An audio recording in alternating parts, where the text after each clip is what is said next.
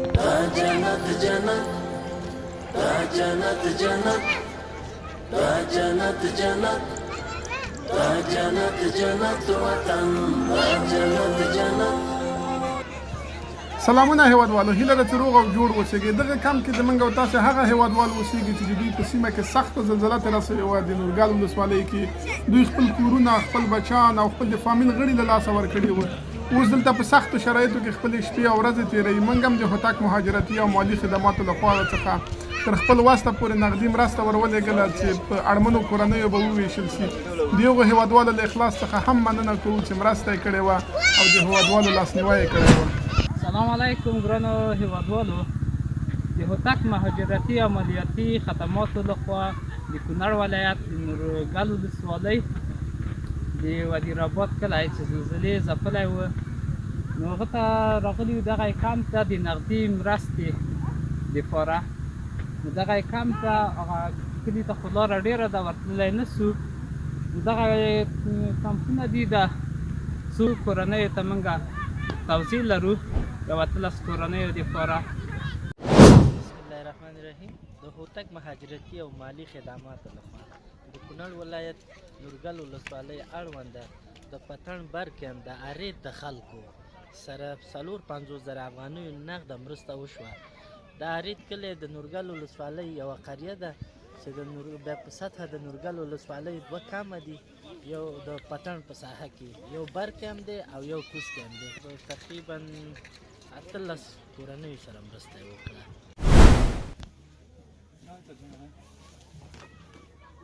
عبدالقیوم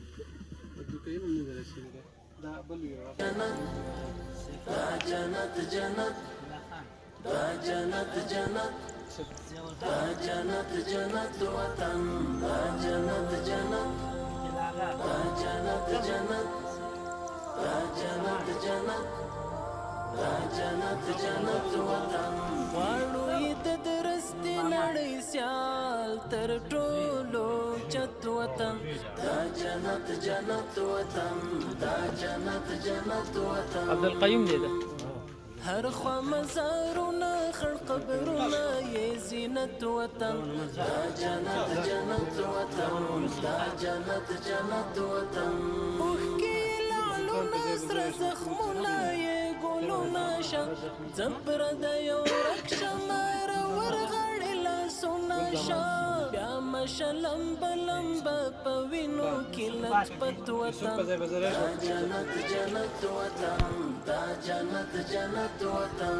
دلته هزاره دي نوې وخت له کتک دې سره ورونه دي هم که په شی پښتون ازبک دې سره ورونه دي. کور د مسلمان د یو ملت یو موحدت وطن دا جنت جنت وطن دا جنت جنت وطن. جمشید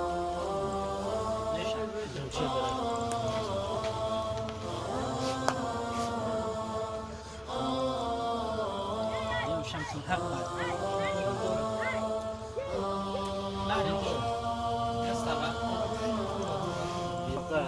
جنت جنت دا جنت جنت دا جنت جنت دا جنت جنت دا جنت جنت دا جنت جنت دا جنت جنت دا جنت جنت وطن.